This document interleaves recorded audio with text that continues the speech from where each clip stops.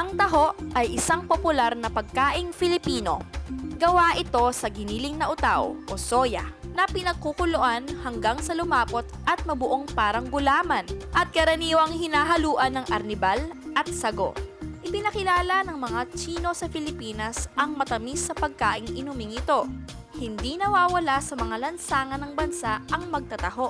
Ang taong naglalako at sumisigaw ng taho! Taho! Na may pataas na tinig.